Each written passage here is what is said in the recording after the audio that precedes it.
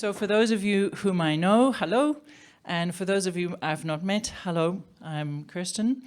And standing on a stage to talk about things sets an interesting scene. It certainly ups the ante. So when I discovered that this was going to be on a stage, I decided, okay, then it's time to up the ante. So Rob and I are going to do this opening in tandem. And so I've made choices and he's made choices that are part of how we set a scene. And I might, the opening part of this will be me and then Rob. I think in agreement with Stephanie, we're going to keep questions to the next couple of days when we are together. So this is expect a situation where you are listening for a bit. And I chose to make, I've made a deliberate choice to do something that I don't very often do. So my presentation is going to be in two parts.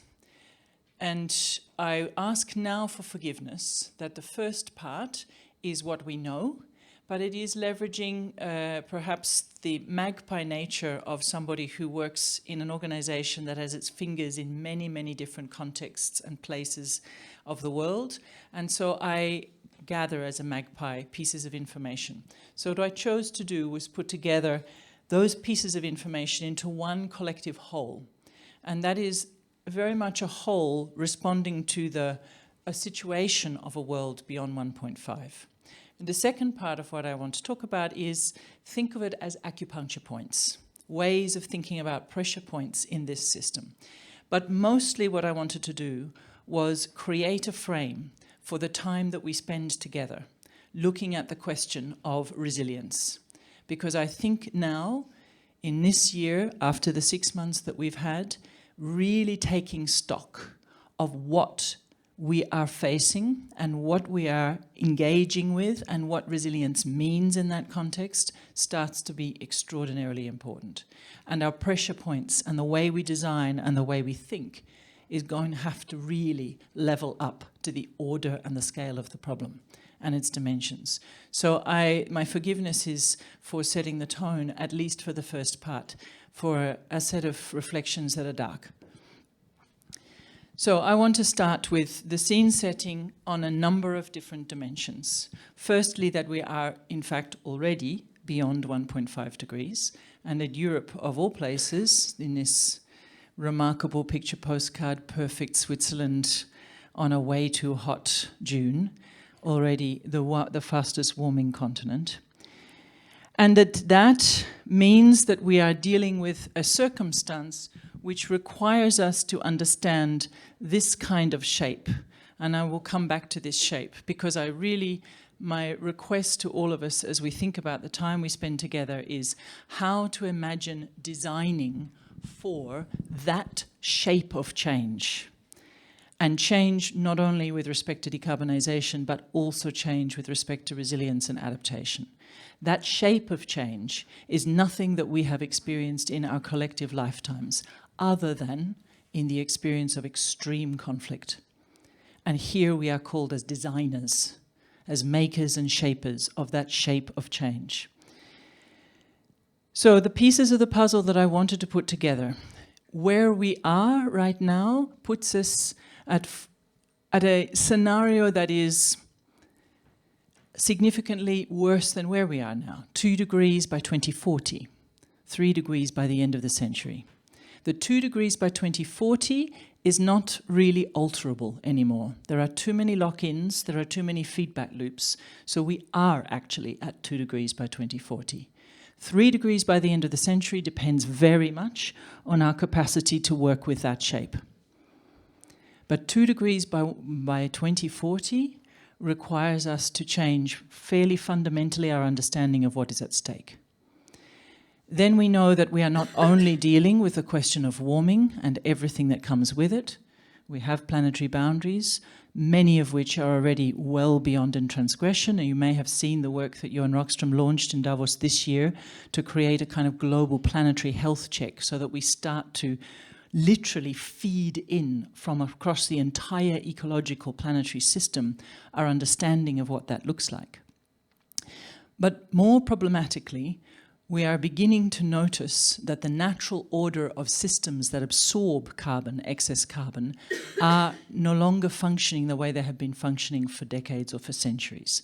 So this piece of news coming out last year starts to really alter things, because we currently have a significant amount, I think it's something like 80% of carbon dioxide emissions are absorbed by nature.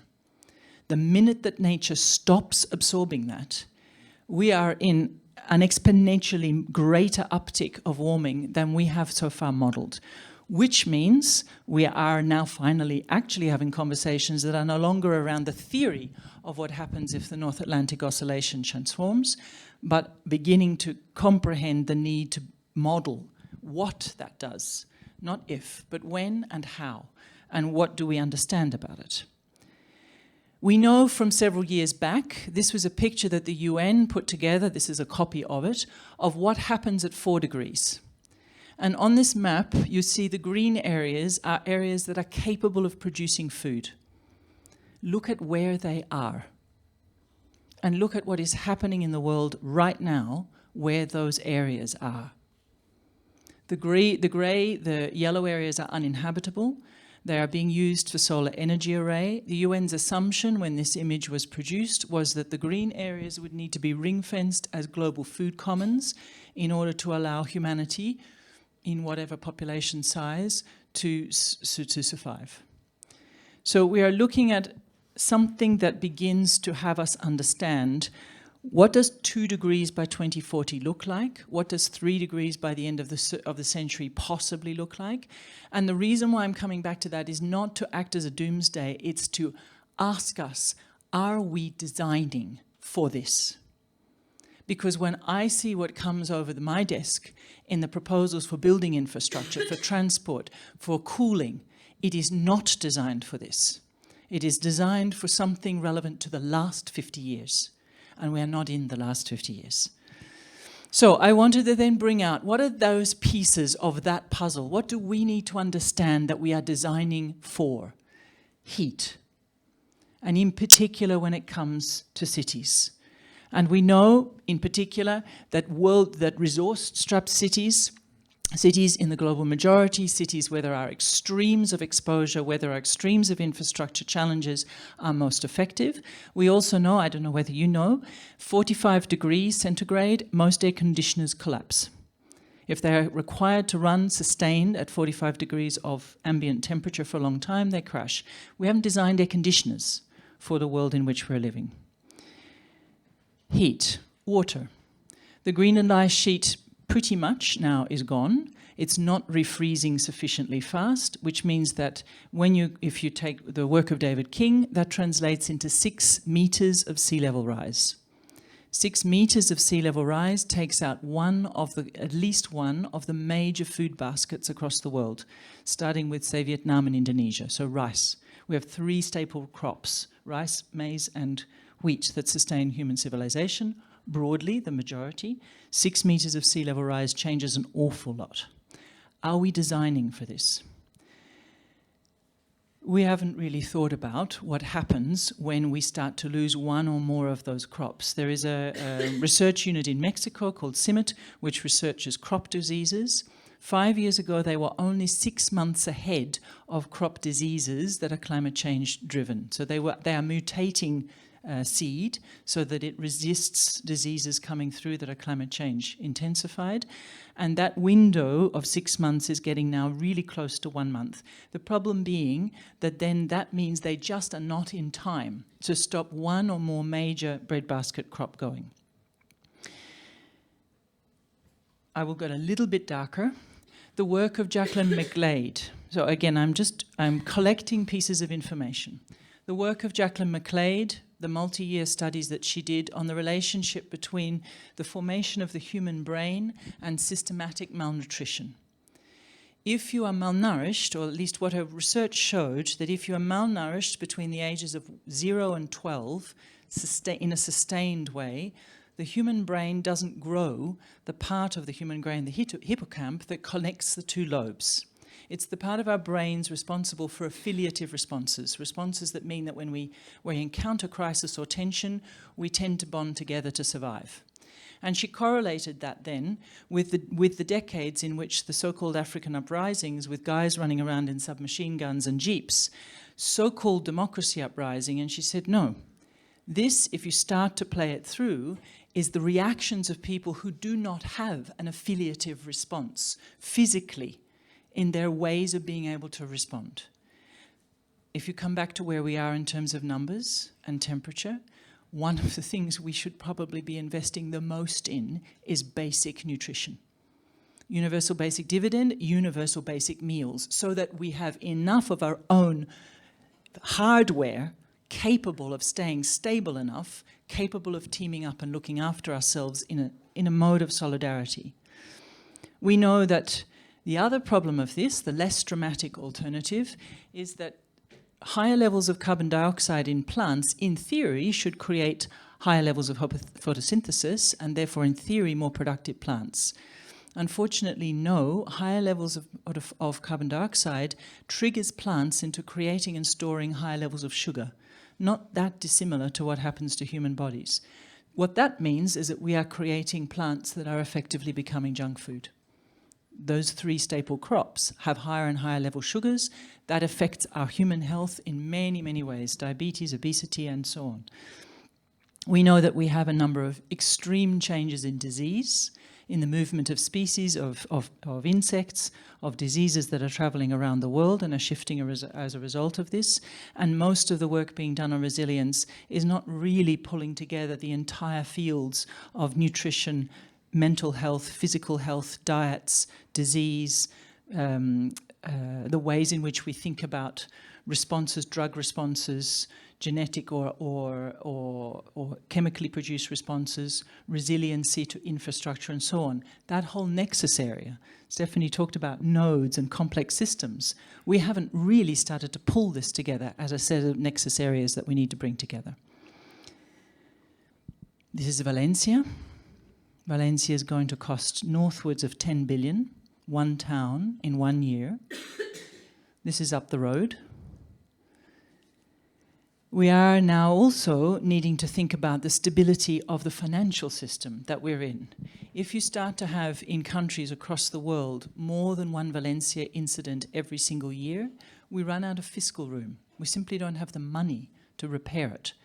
And so we are starting to think about, or we need to start thinking about, what does it look like when we begin to notice the correlation of multiple events, and what are they, where are they? More importantly, what do they start to do to the one most structural element that human societies have come up with historically over years to protect themselves and to create a societal bastion? Insurance.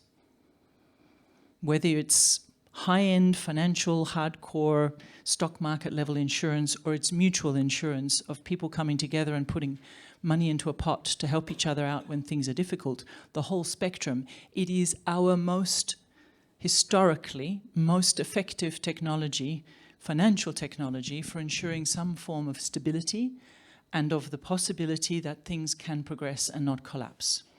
And this is beginning to be a huge problem, because we are starting to see what we knew might happen, but is beginning to happen much harder, and that is that there is this narrow window between the predictability of risks and the price of paying for insurance. It's called the window of insurability. The minute that that begins to collapse, you could potentially insure, but no one can afford to pay it. So I come from Australia. If you look at the cost of insurance north of Sydney, once you start getting up into Queensland, it costs you between $200,000 and $300,000 a year to insure your house, which nobody pays, so there is no insurance. So the taxpayer pays, and if the taxpayer is paying for everything, then we start to run out of money. And insurance underwrites the entire financial system. If you can't get insurance, you can't get a loan, you can't get credit. Once insurance comes out of the bottom of our entire financial system, everything collapses. Again, I will be in London next week for London Climate Action Week. Bringing insurance, all of these pieces together, is only just beginning to happen. That shape of change that I showed you, that needs to move way faster, and these things need to converge. So if you add all of that up, we have people who are needing to move from places that are no longer safe, without food, and in situations at orders of magnitude greater than we have ever managed. We have never managed more than about 100 million people at any point in time in the world, and never in single concentrations. So dealing with the order of displacement means that we also need to start thinking about what happens in social system tipping points. And I would argue that in many ways what we've lived through for the first 6 months of this year is beginning to pattern into exactly that. Really large order tipping points in social systems, in political systems, in economic systems.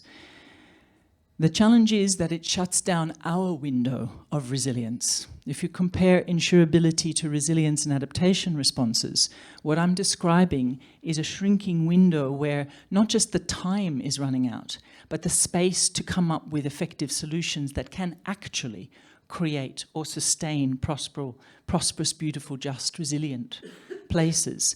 So we begin to be in a situation where you have a series of derailment risks, of kind of basically chains of events cascading and knocking like a dominoes, going one after the other. And the reason, again, why I know that this, as I keep putting up one disaster after another, my one ask is, are we designing for this? Because we need to design for this. And we need to design to what's happening right now. And in particular, we need to design for the way in which what is happening right now is normalizing the idea that your response is violent, your response is aggressive to others, that somehow force majeure collateral damage is forgivable in the name of something, some larger order system. And that leads me to, in French and Italian, the coup de foudre, the most uncomfortable thing that and the reason why I am standing here choosing to give this presentation rather than other things that I might otherwise choose to say. This is Umberto Eco, writing in the 1930s about fascism.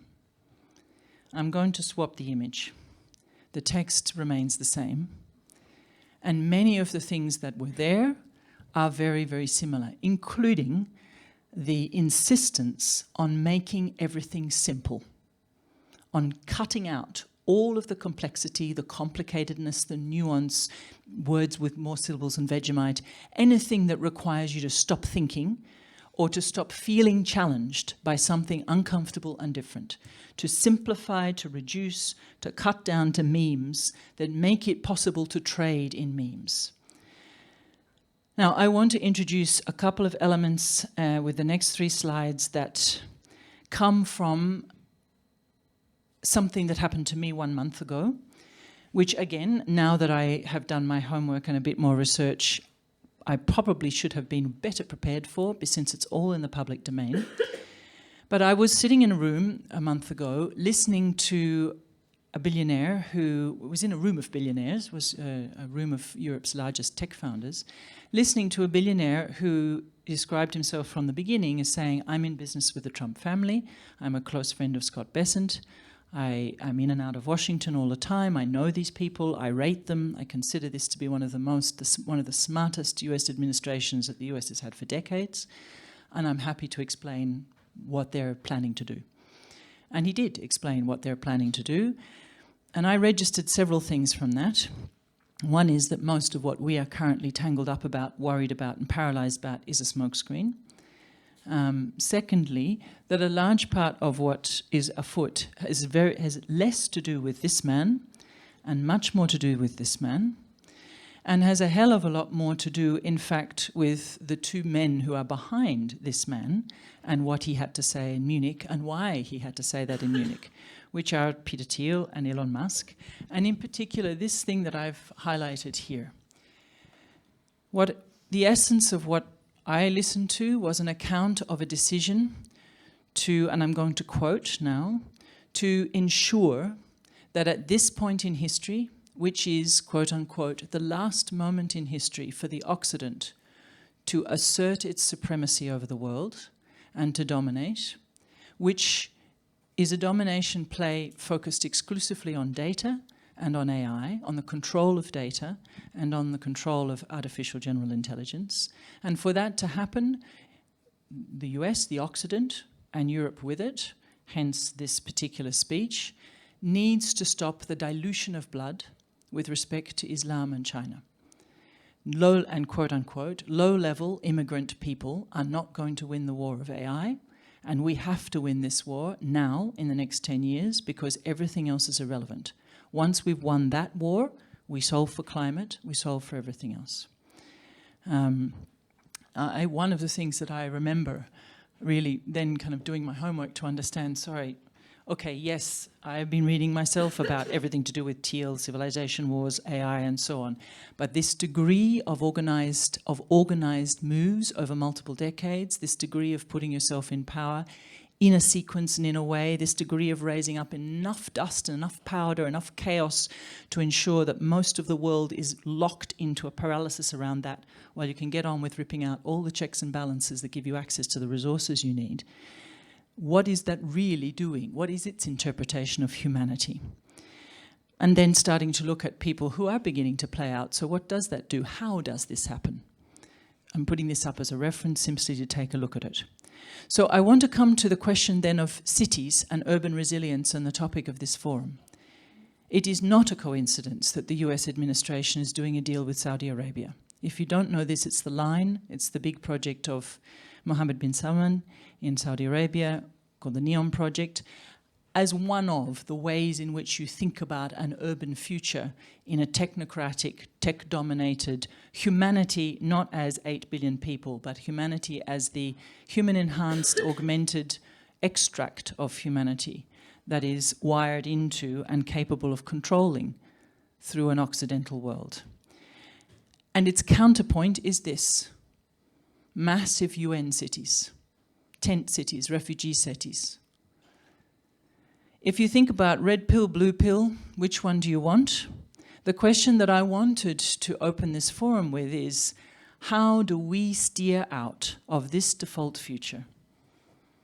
How do we accept that some things here are on a path dependency that are really very, very well prepared, that are actually playing out despite our best intentions? How do we acknowledge that right now we are in some iterative repeat of the 1930s, looking at this and thinking, come on, okay, the world has been full of crazies for years, for decades, for centuries. It can't be that bad. And looking at that and thinking, what if it actually is playing out in that way? How do we design? What do we do? What do we do with these 2 days? So that what we come out of here is not yet another conversation, well-intentioned, good-willed, with lots of good ideas, that is still fundamentally naive. How do we actually design for this? Quickly, together, now, in ways that are extremely resilient, and not just infrastructurally resilient, not just temperature resilient, not just food resilient, but deeply, fundamentally, civilizationally, socially resilient. So, here are my acupuncture points, and then you will have the relief of listening to Rob, who's going to pick us up and take us to a place that is emotionally in a totally different area. Never let a good crisis go to waste. So, acupuncture points to play with. If there's one thing you could say about the situation we are in, it is one of extraordinary uncertainty. And I'm describing a set of magpie collected information, data points, scientific elements to put them into one big systems picture. But if there's one thing that connects them, it is extreme nonlinearity. In a situation of radical uncertainty, and I deliberately thought if we're going to start with a warm data lab from Nora Bateson, then let's go to Nora Bateson's father, Gregory Bateson, the inventor of cybernetics in many ways, the kind of author of so much of our ways of thinking to put ecological thinking, digital thinking, and the human mind together. If there's one thing that Gregory Bateson kept talking about when it comes to extreme uncertainty and the need to face into a future that you want to be able to shape, that you do not want to set on a path, a normative path of we just have to implement these solutions and we'll be fine. You want to keep it agile because you know it's a deeply complex adaptive world. Then you need what he called a budget of possibilities.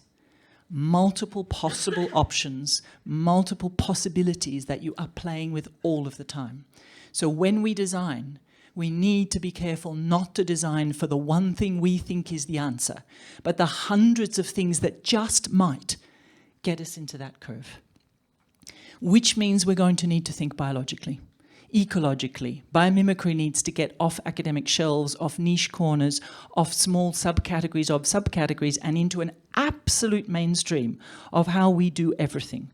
Which means we also need to start thinking of tipping points not only as negative tipping and feedback loops, but what are the ways in which we design for and with complex adaptive behaviours, financial behaviours, institutional behaviours, legal behaviours, organizational behaviours. We will need to actually learn how to design for something we don't control at all. Structures. We know that one of the biggest single challenges we have is that no matter what we try, how we try it, in where we try it, it is entangled in an existing capital structure that assumes a number of things must be, cannot be other than they are, assumes the right to extract, assumes the necessity of profit. I was in a dinner conversation last night about a Swiss bank I won't name, and all of their extraordinary efforts in sustainability, except for this one fundament. But of course our clients have to make a 10 or 20 plus profit, X profit. That's not a thing we can adjust. Well, we need to start adjusting that. We need to really think about how we design for fundamentally different economic incentives, economic values, economic structures, economic equalities, economic distribution. And there are many solutions proposed. None of them is even remotely close to getting mainstream. And I will bring another element in from what I know we'll be discussing in these days. If we're going to do that, then we need a different mythology, a different core narrative for what a good life is based upon. What are not its technical underpinnings, not its economic shapes, but its underpinning epistemology. How do humans think about the human design for life, coded for not abundance, but coded for sufficiency when it comes to resources and abundance when it comes to intelligence? It requires us to think very differently about the way, for example, we do my core business, innovation. This is a place in Australia called Sundrop Farms, which has managed to combine, through a combination of thinking biologically, combining a number of different elements, to end up with 8 different uncorrelated cash flows from something that is inherently resilient and sustainable. But it requires a totally different way of thinking about how we innovate and how we bring our ingenuity to play. Underpinning structures and institutions sits really deep-coded norms. When I did my PhD on medieval and Renaissance cities, one of the things that I went back to was to understand where does the concept of civis come from? It comes from the entanglement, the deep coding of 2 things, walls and laws. Walls for settled people to claim land in the context of nomadic peoples, and laws to own that land and to structure the claiming of land into ownership over time. One of the things we are going to have to look about is how do we go back to, expand to, consider and change our understanding of ownership. The 352 trillion that we have locked up in freehold. I own a house, I own the land it sits on, and therefore I can determine what happens to it in very many ways. Another acupuncture point that would change extraordinarily what we're able to do. And extending some of our own institutional habits and practices to the natural world, starting to think about personhood for mountains and rivers. Again, I'm sure many of you know this. I'm simply collecting together the different acupuncture points, because if we're going to design for that order of change and resilience in the timeframes we're talking about, we're going to need to work every single element of the system simultaneously. That budget of possibilities that I was referring to has to intervene everywhere all at once. There are cities that are already anticipating this. Tuvalu is one of this. The islands that are already buying land, in this case on the Asian steppes, and setting up what will be the civilization of Tuvalu when the island is underwater. There are cities already establishing themselves as charter cities that begin to create new worlds in places. Think about that 4-degree map of the world. Is that one way? Is that one of the pressure points, one of the ways in which we shift our assumptions about what human civilization in settled ways looks like, as opposed to nomadic civilizations, and the way in which we design that? We have a job to be done on jobs. I work in cities, hundreds of cities, and one of the things that we have not yet really fully acknowledged, although we keep talking about it, is the fact that we don't have enough trained people to do almost any of the work that we need. And our institutional understanding of education keeps thinking about one person, one job, one career, a series of jobs, singular jobs. I grew up with Holocaust survivors. I remember one of the things that I was taught as a tiny kid: you get a degree, you must get a degree. It was with this finger. And you will get a trade. Because when the world goes to shit, it's the trade that will keep you alive. And I remember always growing up with this idea of, I need to be multi-happed, I need to have these things. And now I think about that and it starts to really come into its own. How well do we understand the resilience of the human mind? This is Moran Cerf. He runs a sleep lab in Stanford. You go into the sleep lab, you go to sleep, and he reprograms what you see in the world by changing your memories. He reprograms your memory. And your memory pretty much determines what it is when you're in your constant kind of living life, what it is that you assume and what you understand of things. You come out of the sleep lab, you see a different world, depending on what he's reprogrammed. It's being funded by Google, DARPA, and ARPA.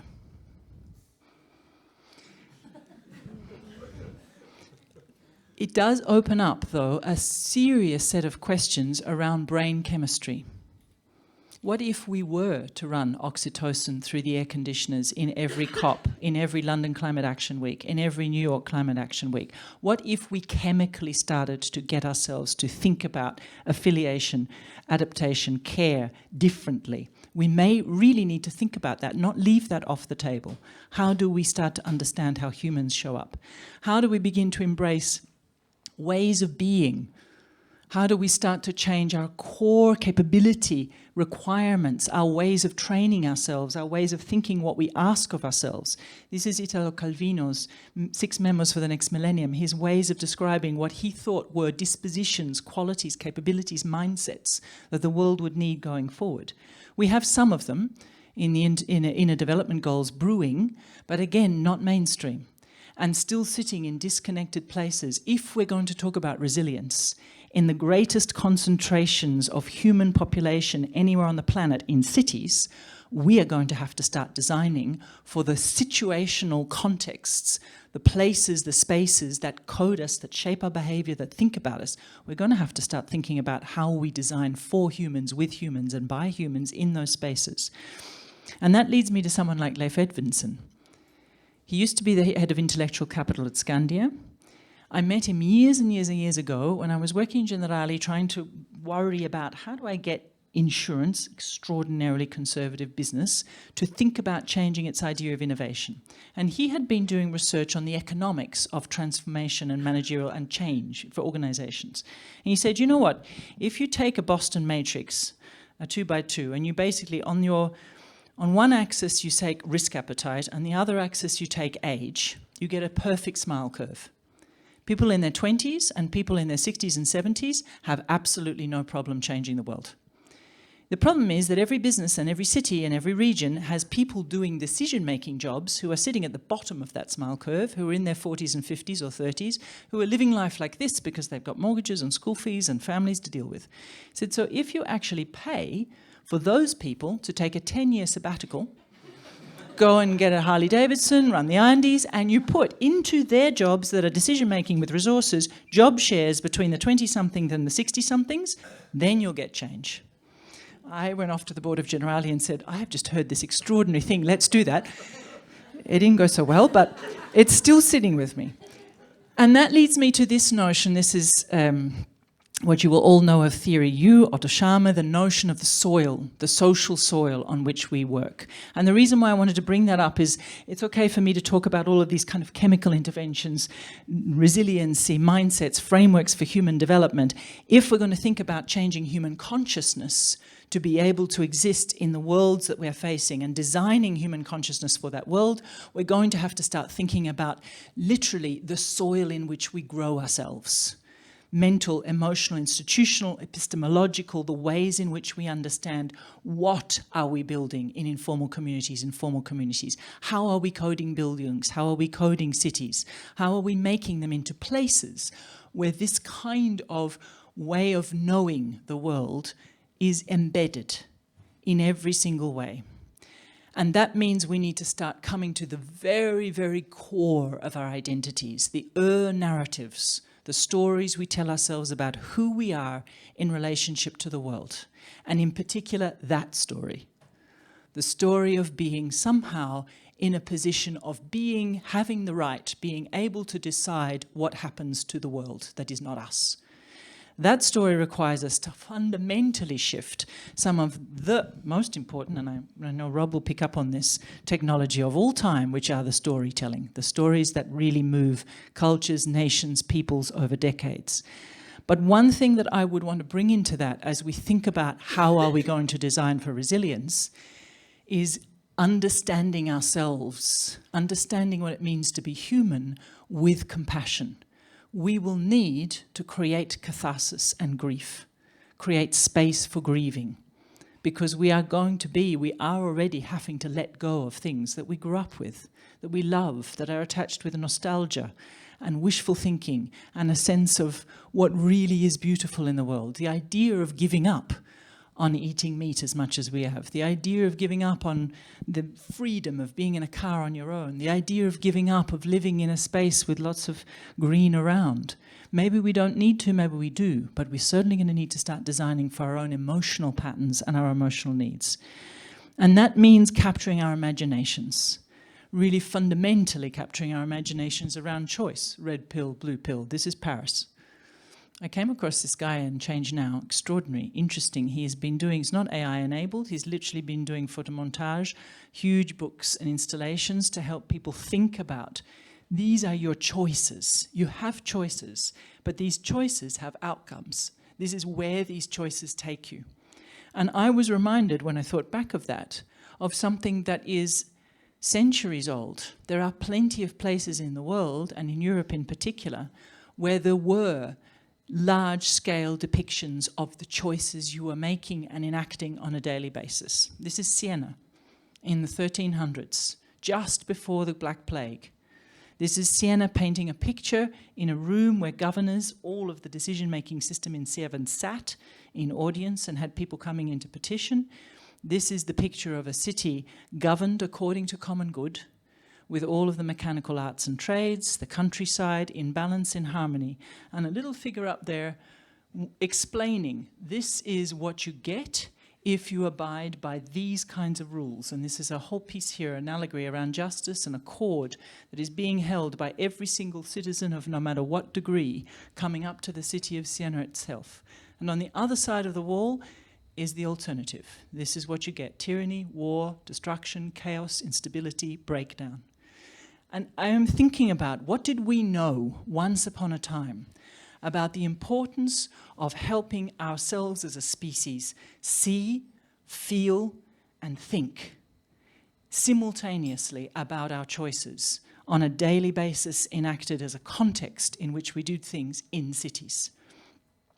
And I'm going to finish with a provocation. I spend my life working on radical collaboration. I spend my life instigating things to make this happen, leveling up, changing, trying to really shift the institutional structures of the way I work with others, we work with others, what it is that we do. We are in a context where, for one part of this world has decided to unleash a civilization war in the interests of winning control over AI. So as we think about resilience and cities desperately need digital twins and AI and will adopt them more and more, because there is no other way of really dealing with the intense complexity of that shape of change, we need to start thinking about what is the alternative that is able to hold ground and hold space, that is not simply a Luddite reaction. That is this particular initiative was launched actually extremely recently. I've been involved since I heard this, kind of went through this whole process about a month ago in mobilizing who do we know, how do we bring together those who are working on alternatives, how do we create that budget of possibilities, those futures that are not default. And it's interesting to see who is already showing up in support of them. That came through last week. So my invitation to us is to think, there is one story powerful enough to bring all of us together, no matter our differences. And that is a common home. One common home in one common place, played out into multiple places that we call our homes and our cities. If we are going to really face into the scale of the problem we face, at the order of the problem, in the context in which we are now, I think our conversations about resilience are going to need to have to go way deeper, way broader, way down and up. We are going to need to think about extraordinary forms of deep structural resilience of every single form: brain, society, community, infrastructure, institutions, finance, economy, everything. And my invitation is that we actually use that time that we have together here to really level up what we mean when we say resilience. I am going to stop there, and I'm going to pass over the baton. I suggest that you don't clap, because if we just make this one seamless set of presentations, then it'll feel a little bit less disjointed.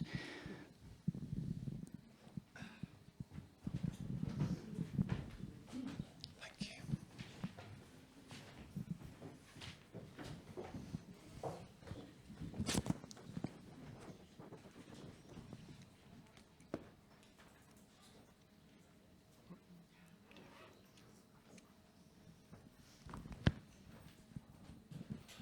Okay, good evening, everybody. I think, and I certainly know for myself, that after that it might be good just to take a minute, just for a couple of deep breaths.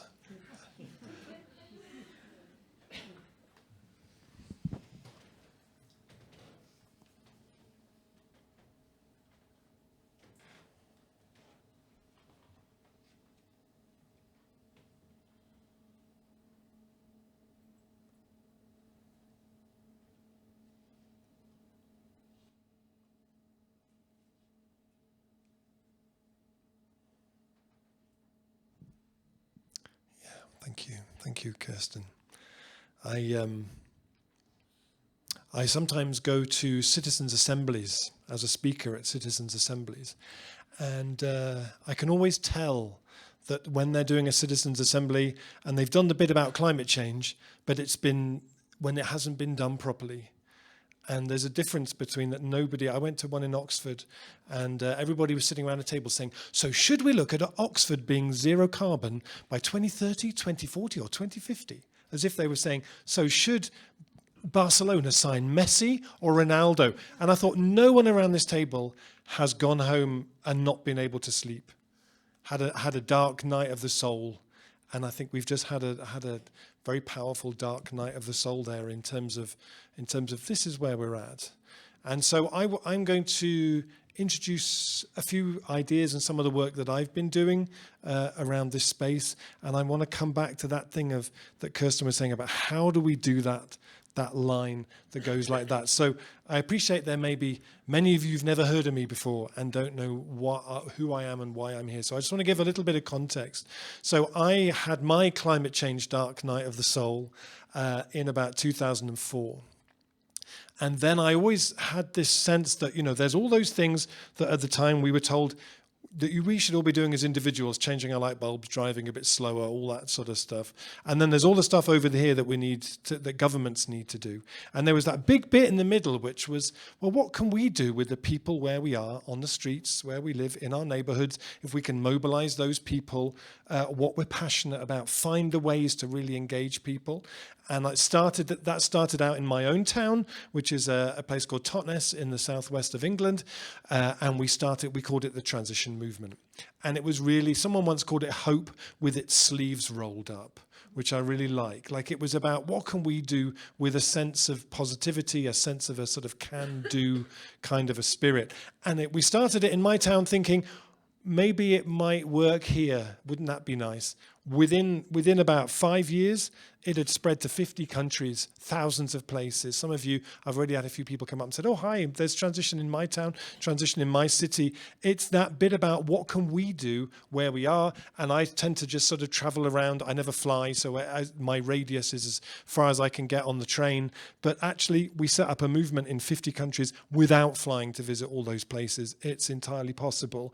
And that movement and what people do when they do transition ranges from things like this, where people create community gardens, they create community forests, they come together. I think often, I hear people say to me things like, well, you're not going to change the world with a few community gardens. No one's saying you are, but actually the thing is that you don't get people going from, I don't really know much about climate change, to I'm doing everything I can to do it. You need steps across in that process. You need things where people went and planted some trees and then thought, that was really nice. I know people I didn't know before. Maybe I'll do a bit more of that, and so on.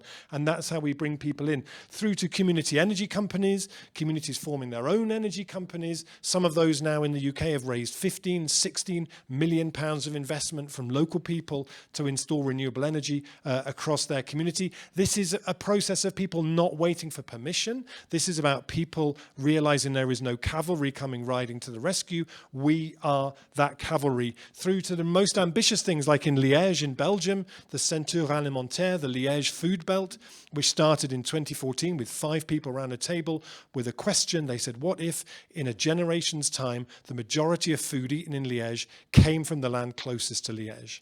And then they organized an event where they invited everyone in the city who cared about food. 600 people came. And then from that emerged this initiative. I went back 4 years later in 2018. They had raised 5 million euros of investment, not from the banks, not from the municipality, from the people of Liège, investing in that because they wanted to see it happen. They were curious to see that question, where it would actually take them. And I met the guy there who had raised 2.5 million euros to start a cooperative vineyard. I said, how did you do that? Like, what made you think, oh yeah, that'll work. People will invest 2.5 million euros in this cooperative vineyard. And he gave this lovely kind of Belgian shrug. And he said, it's Belgium. People like wine. People have some money. Don't be afraid. He said, we had a good story. We had a story that people wanted to see where it would go and what it would look like. So Kirsten's shown you lots of graphs. I'm just going to show you one because it's one of the things that really underpins my work. So at the moment, the only thing we have is an international agreement for how we really start to change the direction is the Paris Agreement. Yes, there are some notable countries moving away from that.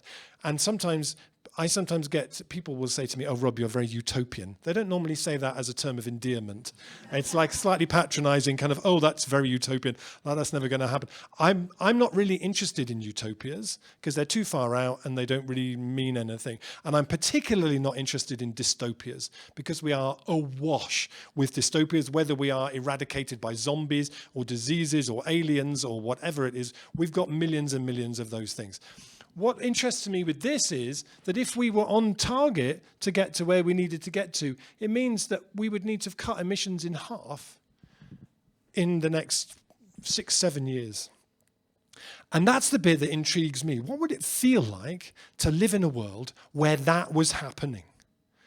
Where we woke up in the morning, we went out into the town we live in, the city we live in, and we could see that change happening. What would it smell like? What would it sound like? How can we bring that alive for people? So all of my work focuses on 2030, 2035, trying to give people a sense of actually what that would be like. And I want to share some of the things with you that we do for that. So the Institute for the Future in America, they have this beautiful quote on their window. Any useful statement about the future should at first seem ridiculous. We are so far beyond, we've left this so late that any solutions put forward now that don't seem at least a bit ridiculous are nowhere near ambitious enough. I'm really here to urge you all in the work you do to be more ridiculous. Be bold, be audacious. I gave a talk a couple of years ago at a conference in Switzerland with 400 young people all really passionate about resilient food and farming, regenerative farming. And the guy who spoke before me was from the second biggest supermarket chain in Switzerland. And 4 times in his talk, and I counted, he said, "And I urge you to be pragmatic." And when it was my turn to speak, I said, "Please don't be pragmatic. Please, the last thing the world needs is another generation of pragmatic people." Pragmatic is basically a sort of glossing inaction. It's like putting a sort of, oh yes, he's very pragmatic. No, it just means he's not doing anything, and you're trying to put a nice kind of spin on that. I said, please be more ridiculous. So a lot of the work that I do, and increasingly, is about longing. And I want to read you a tiny little passage from Alice in Wonderland. If I can find it, where's it gone? And I'm sure you can all remember it from when you were children and you read this. Of course, if I had been professional to any extent, I would have put a bookmark in here before I got up here in front of 60 people. But the beautiful thing about when you write your own book, you see, is that you put an index in the back, which is how you can find things. So, Alice in Wonderland, page 39. All right, okay. It's worth it when we get there. So Alice opened the door to find that it led into a small passage, not much larger than a rat hole. She knelt down and looked along the passage into the loveliest garden you ever saw. How she longed to get out of that dark hall and wander about among those beds of bright flowers and those cool fountains. But she couldn't even get her head through the doorway. And even if my head would go through, thought poor Alice, it would be of very little use without my shoulders. Oh, how I wish I could shut up like a telescope. I think I could, if only I knew how to begin. So that sort of sense of looking into that garden, wanting to be in there more than anything else, is one of the most beautiful examples of longing for me. The other that I like to use a lot is the moon. So in 1865, Jules Verne wrote a book called From the Earth to the Moon, and he pieced together all the best engineering and science he could find about how we might actually get people to set foot on the moon. Some of it was extraordinarily accurate to what actually happened 100 years later. His rocket was made of aluminium. It contained 3 astronauts. It took off from Florida. Lots of people came to see the launch. Some of it not so accurate. In his book, his rocket was fired out of a cannon, which we know if you did that now, the moment you pressed go, all the astronauts would be turned into passata at the flick of a switch. But actually what this book did was it inspired writers and engineers and scientists to all start figuring out how we might do it. It built this sort of sense of excitement. It meant that the first feature film made in 1902 by Georges Méliès, A Trip to the Moon, was about that very thing. You had this whole genre of popular science magazines and comics about how we might get to the moon. Mickey Mouse went to the moon. Popeye went to the moon. There were jazz dances about walking around on the moon, how that might work. In the 1950s, there was a whole genre. There were 10 of these dreadful films, and I've watched this so that you don't have to, which is called Cat Women of the Moon, which was this story where an entirely male crew of astronauts went to the moon to find it populated entirely by women who hadn't seen men for a very long time. And you would imagine that if this actual scenario played out, this very strange male fantasy played out, when you got there, you wouldn't look quite so terrified at this situation. It says, "See the lost city of love-starved cat women."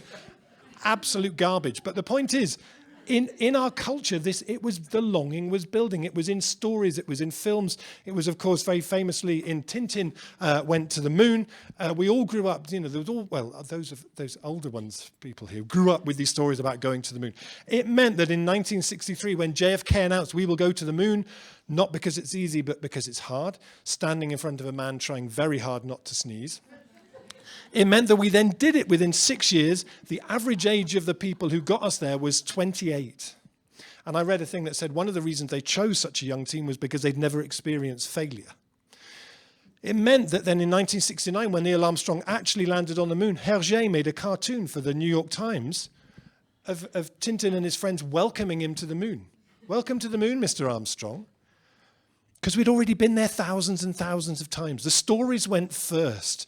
The stories created the longing. Those first footsteps on the moon, we'd practiced and practiced and practiced.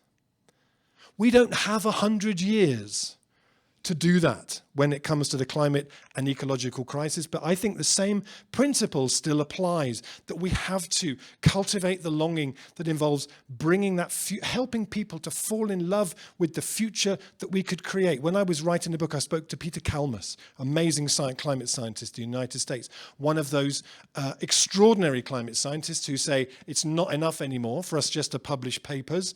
We understand this. So he's been arrested twice. He chained himself to the Chase Bank, still disgracefully funding oil and gas investment, and to a private jet airport somewhere. And I talked to him and I said, in your work, it's about the worst case. You're doing the curves that do that. What's the very, very best if we did everything we could possibly do? What would that be? He said, well, we would go into what I call emergency mode. And emergency mode means a rapid phase out of fossil fuels, a rapid phase out of industrial meat production.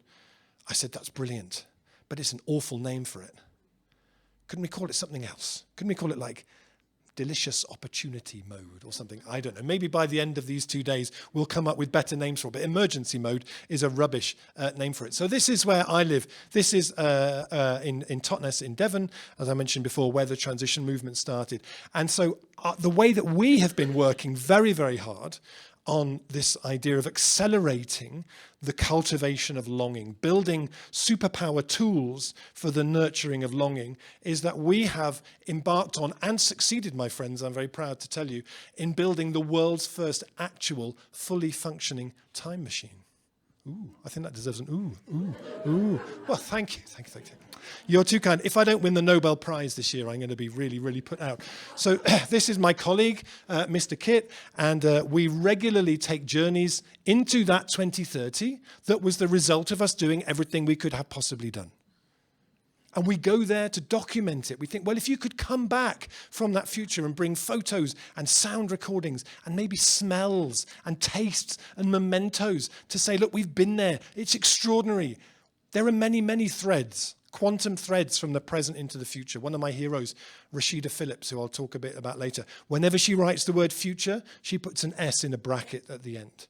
Because there are many, many different futures. And in our time machine, we've been to visit a lot of them. And they're absolutely horrible, as Kirsten so powerfully set out. But there are some that exist on the outer edge of possibility, but they exist nonetheless, that are extraordinary. And so over the last couple of years, we've been on this journey of building time machines and using them. And I've been working with a young filmmaking crew from France and the UK, who have been documenting this, and they're making a film, and they've made a little 1.5 minute little taster of their film they're making, which also captures a bit the journey that we've been on. So I'm just going to share that with you for a minute. And so I want to kind of go back in it. When did you start telling people you were a time traveller? You sound like my psychotherapist. There's so much in the narratives, I think, particularly within the environmental movement, where we talk about the time that we're in as being the end. When you think about the future, how do you feel about the future? Probably fairly pessimistic, really. If we imagine we're going to make change on the scale we need to by just talking about extinction and collapse all the time, I think we're kind of missing a trick and we're doing something wrong. So it's true that at the moment the future looks like a very bleak and difficult and horrible place. But in our time machine, we've built it to explore different possible futures that aren't utopias, aren't dystopias, but are the future that resulted from us doing absolutely everything we could possibly have done during these next 10 years. What would that be? When you help people to time travel to the future in a way that feels exciting and they attach emotion to it, that imagining of the future becomes a memory. You create a memory of the future. We have turned this room into a time portal. I think when we step out of our time machine back into 2024, you look at the time that we're in now as the beginning of this great renaissance that happened. Well, we're at Boomtown Festival. I'm here because they've asked me to go and speak to about 10,000 people. It's looking like we only got one solution. Warm round of applause for Mr. Robert Hopkins. Power to the imagination.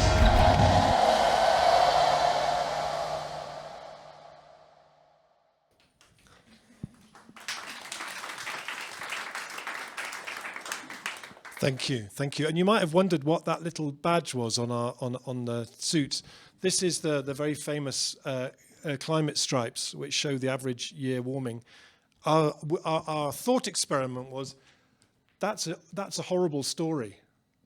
If we're going to mobilize people enough with that story, maybe we need a story that actually then starts to say, it doesn't have to be like that, you know.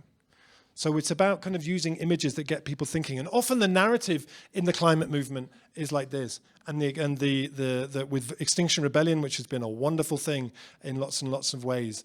But I feel like that narrative, we're kind of done with that narrative now. That extinction and collapse narrative, it doesn't really get us anywhere. And at the moment what's happening is that the far right paint terrifying pictures of the future and then say, but we're strong and powerful, we'll protect you from that. There was a beautiful piece, a terrifying piece that Naomi Klein wrote with Astra Taylor recently, where she said, contemporary far-right movements lack any credible vision for a hopeful future. The average voter is offered only remixes of a bygone past alongside the sadistic pleasures of dominance over an ever-expanding assemblage of dehumanized others. So if what happens, the people who are progressive and understand climate science are also just painting terrifying visions of the future, where's anyone supposed to turn? We just sort of turn inwards. And so for me, there's a thing, what does it look like if the primary goal of our movements is the cultivation of longing? What does that look like? This is a beautiful thing from London, the National Park City project. A guy called Daniel Raven Ellison, who's a geographer, took his kids to visit all the national parks in the UK, all 15 of them.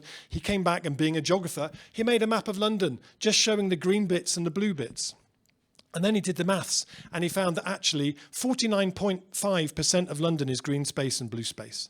So he said, if we could just make another 0.5% green and blue space, then the majority would, and then it would qualify as a national park.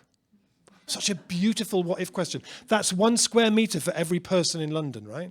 So the question is, so where's your square metre? What are you going to do? And it's such a beautiful thing. And they framed the whole thing around what-if questions. They generated 100 what-if questions. They put them on posters around London. I think those 2 words, what if, are the 2 most powerful words that we have in our language right now in terms of actually how do we find a way forward and unlocking the imagination. This, talking about Extinction Rebellion again, this was the first rebellion in April 2019. This was Waterloo Bridge. Normally just full of cars, horrible place, full of traffic. And for 8 days, Extinction Rebellion, and it took hundreds and hundreds of arrests to hold it. For 8 days, they turned it into a forest. And I know quite a lot about it because my wife was there for the whole time. She's been arrested 7 times with Extinction Rebellion. I'm very, very proud of her. She's much braver than me. And but I call this a pop-up tomorrow. They took that future that we could still just about make happen, the future where we took that journey down and we did it with stories that were like, God, this is exciting, rather than, oh God, really? Oh, I don't think that's possible. Of course it's possible. And they turn it into a pop-up tomorrow. I show this picture in all my talks. So far I've had 5 people who've come up to me, and there may be more here tonight, who said, I went there when it was like that. And I had that experience of standing on that bridge and going, oh, why can't it always be like this? And they gave up the jobs that they had, and they now work in climate and sustainability from that experience. There's a real power to creating pop-up tomorrows in places where people don't expect it. A couple of years ago, there was an organisation that rewilded Trafalgar Square for a day. Places you walk past every day, you don't even think about them, and all of a sudden, double take. What's gone on here? pop-up tomorrows, one of the most powerful tools that we have. But coming back to time travel, when I started researching the book that I've just published called How to Fall in Love with the Future, and I was reading about H.G. Wells, did you know that before H.G. Wells wrote The Time Machine, the idea that you could create some kind of a device that would allow you to move backwards and forwards in time to places of your choosing, no one had ever thought of it before. Shakespeare, Jules Verne, none of those people. The idea that you could intentionally do that was just, and then as soon as he wrote that book, everyone was like, oh yeah, time machines. And it got so quickly into our culture. The beautiful thing about time machines, I read a book where he said it's like pixie dust. Everyone understands it. So when I do, well, I'll talk about that in a minute. But so for me, I'm really taken with this idea about, well, what does time travel look like as a tool for activists? Might becoming more playful with time be a really key part of unlocking this kind of longing that we need to.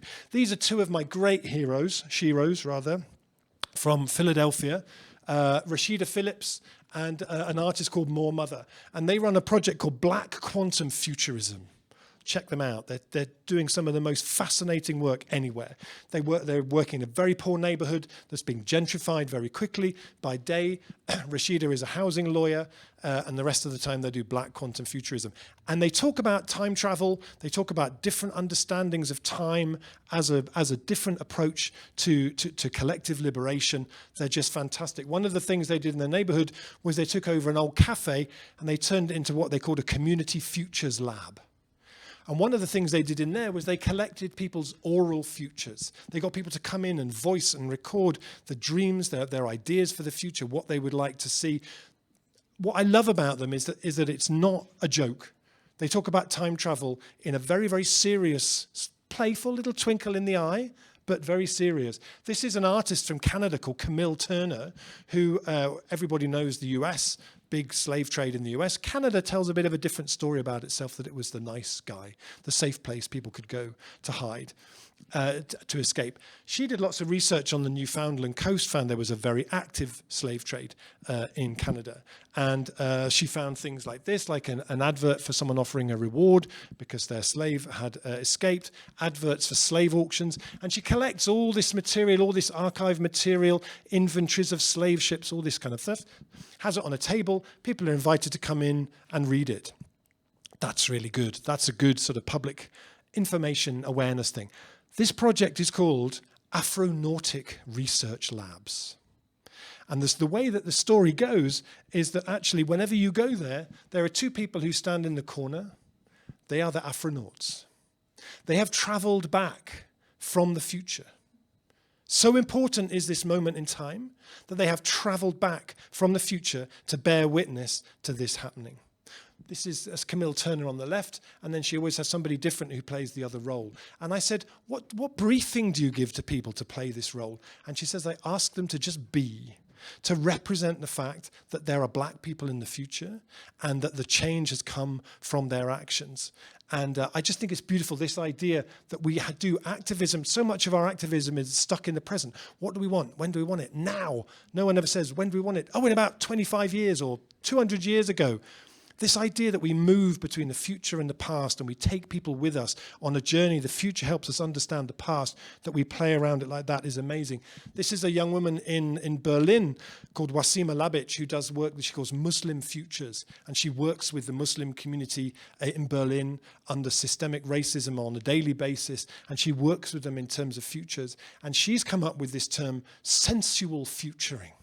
I love it. Sensual futuring. It's not just about what we imagine, it's about, well, what would it smell like? What would it feel like? So she brings in smells and food and music and really makes this as sensual as possible. The poet Rilke once said, the future must enter into you a long time before it happens. The future must enter into you a long time before it happens. How do we do that with people on at scale? This is when I do workshops, I do an activity called making sense of the future, but sense as in smells. And I give everyone a cup and I ask them to make a cocktail of smells that smell to them like the future that they imagined. And then we have a cocktail party. And then you have to give it a good cocktail, a good name, because all good cocktails have good names. And then you have to go around and you smell 40, 50 different smells of the future. It starts to get into your bones. It starts to get into your DNA in a way that longing goes really deep. Does anybody know who this gentleman is? Thank you. Wonderful. Very good. This is Sun Ra. Amazing, amazing jazz artist in the 50s, 60s, 70s, 80s. Sun Ra told an amazing story about himself. He said, I'm not a human being. I'm an angel from Saturn. And I regularly do speaking tours in France. And I was working with a new interpreter. And after one time, after four nights of her interpreting me, we were talking to people. I said, oh, Sun Ra said he was from Saturn. And she said, oh, Saturn. I thought you were saying Satan. It's like, Jesus, what impression have you been giving people of this? Anyway, so Sun Ra, I read a beautiful book about Sun Ra that said that he did everything that he did with a deadpan humor and an unshakable certainty. So it wasn't a joke. Him and all of his band, they lived in a house together. He would dress like that to go to the corner shop to buy milk. He would dress like that to go to the laundrette. I read a review of a gig in the 80s that said the band looked like a nativity play where everyone had come as one of the three kings, which I thought was really lovely. And I read an article about him that described him as being an everyday utopian. It wasn't a role he put on and off. He inhabited that role all the time. And he once said, the future is obvious, but the potential impossible is calling softly and knocking gently. And he died in 1993 and in Philadelphia. And in Philadelphia today, there is an organization called Streetwork, because in the whole areas of North Philadelphia, the poorest part of the city, there are whole areas where there's hardly any trees. And as the city warms, we need to get trees into our cities because they lower the area around them by about 8 degrees. It's a vital, vital thing. We get those trees in, and it's not happening. So this organization called Streetwork came up with this beautiful event they did about 3 years ago that they called Summoning the Future Forest. So Sun Ra's band still live in Philadelphia. They did a big event in the Arboretum, invited people, lots and lots of people came, and they described it in the posters as they said, join us. They said, join us for a participatory intergalactic forest performance crafted to summon the forces of the galaxy to seed a future forest for Philadelphia. Isn't that beautiful? They could have just said, we want to plant some trees. But actually they said, no, that future that we want where Philadelphia is forested in the way it needs to be is just over there, and we're going to create an event to summon it. What if our activism feels more like we're summoning that future, bringing it, creating those sort of tears in the fabric of time and pulling it through so that people can see it and experience and touch it and smell it? And one of the greatest tools that I know of for this, my friend and colleague Ruth Ben-Tovim has designed this amazing event which is called Town Anywhere. And Town Anywhere, you take between 40 and maybe 400 people in a big space. And you start by imagining that you step into the future that resulted from us doing everything that we could have possibly done. And then you meet other people. And then you find other people who are interested in the same things as you are. And you ask, well, what are you doing in this future as well? But then the thing that you do that's so brilliant is you literally build that world out of cardboard and bamboo and sticks and string. And then you inhabit it for 3 hours. You trade in it. You celebrate in it. You grieve in it. It's extraordinary.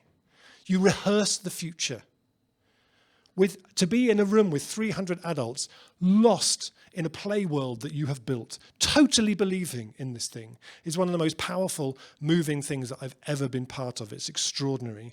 And I know so many people who've had that experience and then afterwards gone on to create in real life that thing that they did.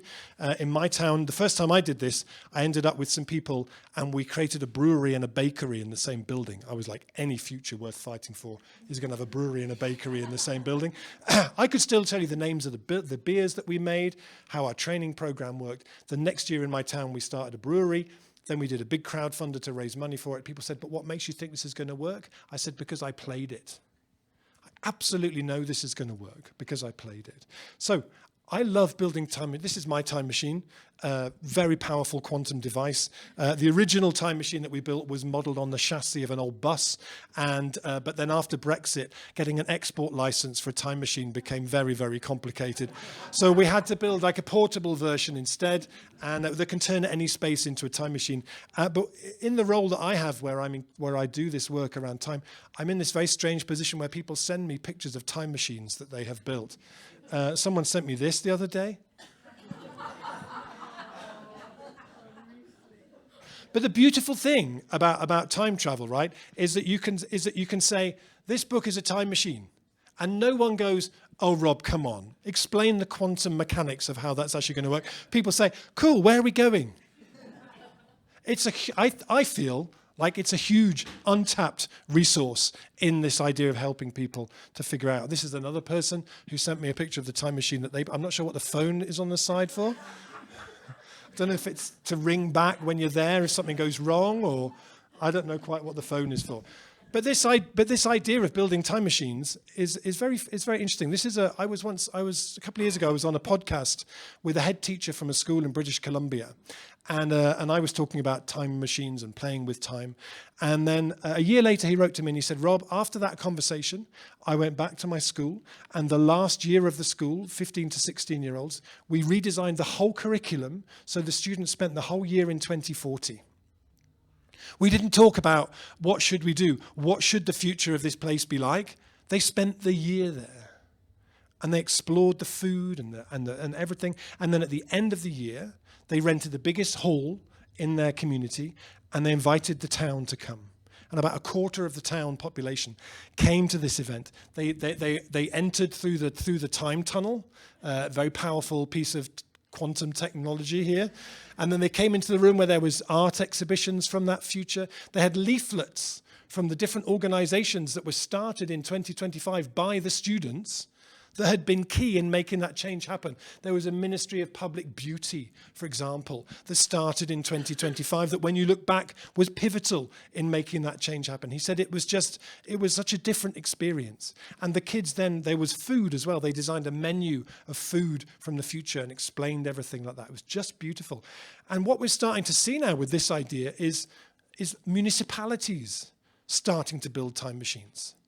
This is the Banno Brycheiniog, which used to be called the Brecon Beacons National Park in Wales.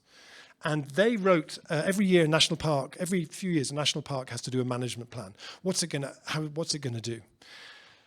And they wrote this beautiful document that was very visionary and had poems from the future and photographs from the future and drawings from the future, very unlike those documents, which are normally just very, very dull.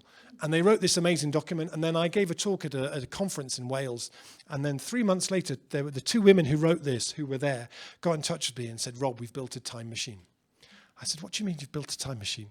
They said, well, we got back to the office and we found that actually we had a mobile planetarium that we bought 5 years ago because there were grants for mobile planetariums, and we never quite figured out what to do with it. So we've turned it into a time machine. I was like, oh, this is amazing. So they made these different videos about food. So they made a film about food in the past, the present, and the future. So the past, they got lots of black and white footage of what the food system was like there in the 1940s, and then they filmed themselves as characters telling the story, filmed in black and white, cut into that as well. That was the past. Then they had a film about the present, and then they worked with kids in local schools to get them to come in and talk about the future that they would like to see, and then they invited decision makers to come in and see the whole thing. They're rolling this out now all around the national park and inspiring other places to do the same.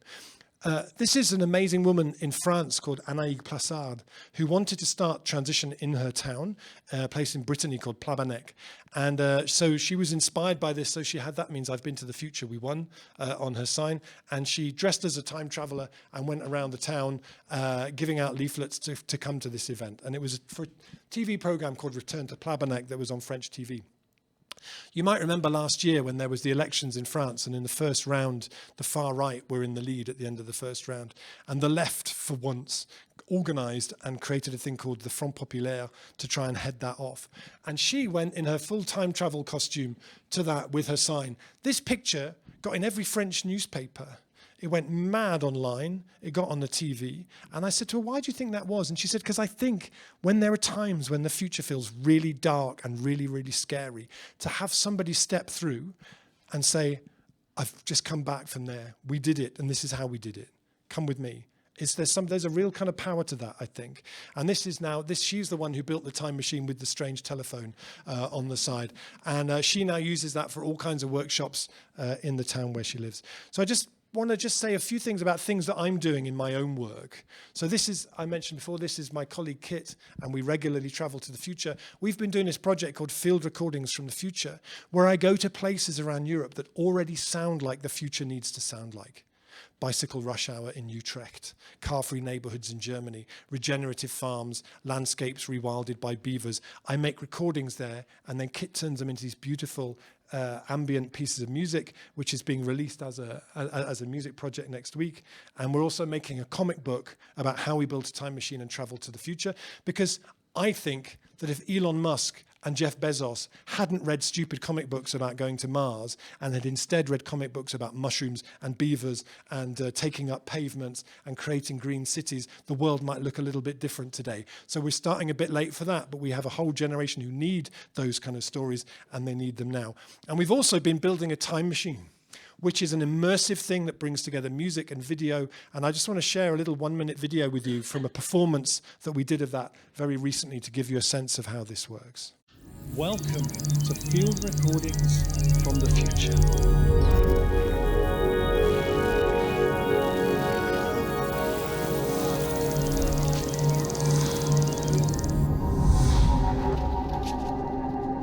Welcome to your future. God, I'm going for biodiversity. There's nothing else like it.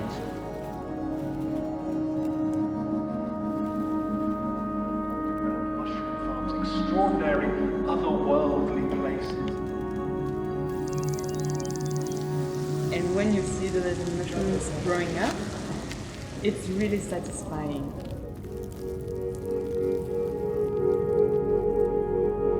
People are no longer defined by their postcodes, and there are no areas of deprivation.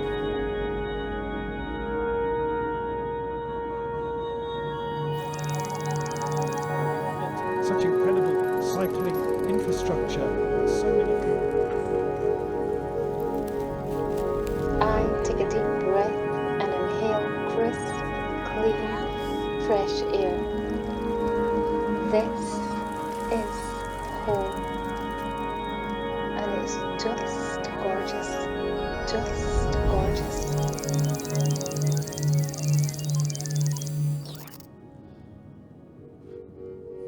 So you know those mobile touring Van Gogh immersive things that are always going on around the world? We want this to be like 10 times bigger than that, and for there to be time portals opening up all around the world so people can step in and have that experience, and we can take people off into the present, into the future. We've also built a Tell Your Future machine, which will be at shows like we used to have at the Seaside. So I'm going to finish off in a second. I just want to finish with one little thought, which is that the way that we talk about the future that we could still create is hugely important, and how we talk about it in a way that feels exhilarating and exciting. If we're going to succeed in following that curve that Kirsten pointed out, we're only going to do that if it feels like an exhilarating ride. At the moment, it feels like everyone is looking at everyone else and using everyone else's inaction to justify their own inaction. One of the things that we know we will need to do is to remove concrete and tarmac and hard surfaces from our city. I think there are people here who are involved in the porous cities movement. Our cities, we need to get rid of a lot of the hard surfaces out of our cities so they become more porous. There's more space for biodiversity, and so on and so on. And I went to visit recently in France, a school playground that used to look like that and now looks like this. This is a movement that's already happening. Leuven Council in Belgium already have a budget of 4 million euros a year for depaving that part of the city, that thing. But what if it felt like a race? What if it felt like something really, really exhilarating? That we were all, it was like different places challenged each other to do it quicker. So it wasn't like we were kind of dragging our feet, but we were like, yes, this is amazing, this is exciting. And as I said, we regularly take trips to 2030. And I have brought you back, my friends, a video from 2030. Now that doesn't happen every day. And this is just a video about how they advertise depaving to inspire people and get them involved. The same sort of spirit runs through urban agriculture, runs through energy efficiency, runs through renewables, that same sense of excitement. And even if you don't speak any Dutch, I don't speak a word of Dutch, you'll understand what's going on here and the kind of energy that they're trying to convey. Oh, sorry. Oh.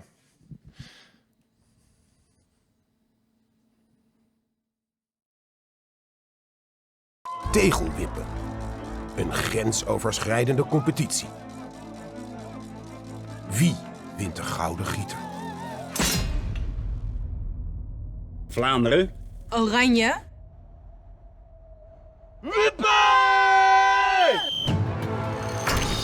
En we zijn begonnen. In deze steengoede wedstrijd wint Nederland tegen Vlaanderen. Wie wipt de meeste tegels en vervangt ze door groen? De eerste tegels vliegen eruit. En de plantjes gaan de grond in. Wip jij ook mee? Geef je gewipte tegels op van 21 maart tot en met 31 oktober via de website. Isn't that gorgeous? I love that. It's like that's what this stuff should feel like. It should feel like an exhilarating race. The other thing I brought you back from 2030 was the front page of Forbes magazine, because by then the business culture is really starting to change, and young people leave college with very different expectations. They see the world changing around them, and they're really exhilarated by it. Back in 2025, there was a survey that said that nearly half of young people would rather live life without the internet. And this whole movement had built about analog, practical, doing things together, working together. And that was reflected in the top jobs that people were looking for in 2030. Being a depaver was one of those jobs, like being a rooftop farmer, being an imagination activist, being a mushroom farmer. The culture shifted, and it was such an exhilarating thing to see and to be part of.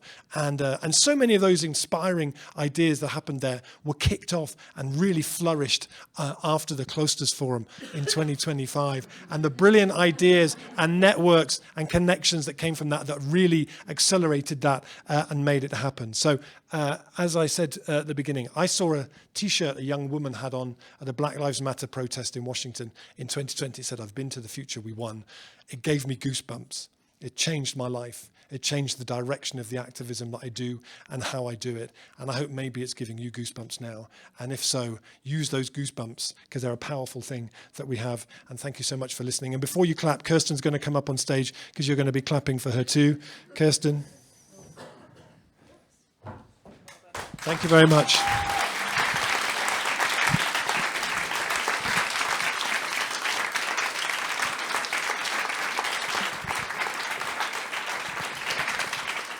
Thank you so much.